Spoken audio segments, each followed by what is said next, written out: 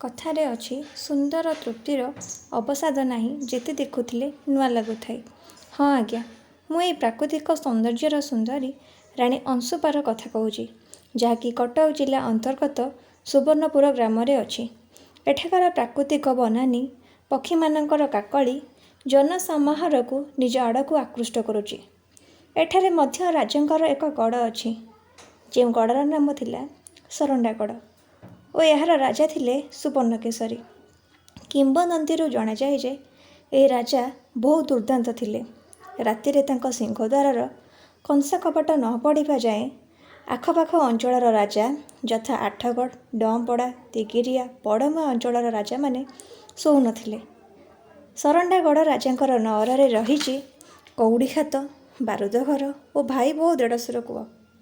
ବାରୁଦ ଘରେ ରାଜା ତାଙ୍କର ଅସ୍ତ୍ରଶସ୍ତ୍ର, ଖଣ୍ଡା, ଢାଲ, ଗୋଳା ବାରୁଦ ଇତ୍ୟାଦି ସବୁ ଜିନିଷ ସାଇତି କରି ରଖୁଥିଲେ।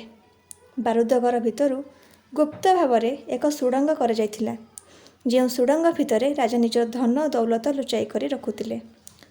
1887 ମସିହାର ପାଇକ ବିଦ୍ରୋହ ସମୟର କଥା। ସେତେବେଳେ ଇଂରେଜମାନେ ସାରା ଓଡ଼ିଶାରେ ଶାସନ କରିବାକୁ ଲାଗିଲେଣି। ଇଂରେଜମାନେ ଧନ ଦୌଲତ ହାସଲ କରିବା ପାଇଁ ପାଗଳ ହୋଇଯାଉଥିଲେ।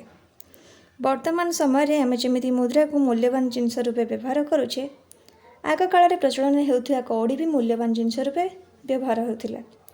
ରାଜା ତାଙ୍କ ଭଣ୍ଡାର ଘରରେ ଥିବା କଉଡ଼ିକୁ ଇଂରେଜମାନଙ୍କ କବଳରୁ ସୁରକ୍ଷାରେ ରଖିବା ପାଇଁ ଏକ ଖାତ ତିଆରି କରିଥିଲେ, ଯେଉଁ ଖାତ କଉଡ଼ି ଖାତ ନାମରେ ଜଣାଶୁଣା।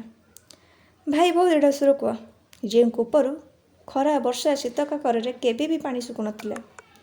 ସମୟର ପରିବର୍ତ୍ତନରେ ସରକାରଙ୍କ ତରଫରୁ ଏହି ଗଡ଼ଟିକୁ ଲୋକ ଇତିହାସରେ ବଜାୟ ରଖିବା ପାଇଁ ଏକ ମିନି ପାର୍କ ହୋଇଛି। ଏଠାରେ କେତେଗୁଡ଼ିଏ ବାଉଁଶ ଘର ମଧ୍ୟ ତିଆରି ହୋଇଛି। ବାଉଁଶ ଘରେ ପର୍ଯ୍ୟଟକମାନେ ରହି ଅଂଶୁପା ହ୍ରଦ ଏବଂ ସରଣ୍ଡାଗଡ଼ର ସୌନ୍ଦର୍ଯ୍ୟକୁ ଉପଭୋଗ କରୁଛନ୍ତି। ଯଦି ଆମର ଏହି ଛୋଟ ଭିଡ଼ିଓଟି ଆପଣମାନଙ୍କୁ ଭଲ ଲାଗିଲା ତେବେ ଲାଇକ୍, ସେୟାର ଆଉ ସବସ୍କ୍ରାଇବ୍ କରିବେ। ଧନ୍ୟବାଦ।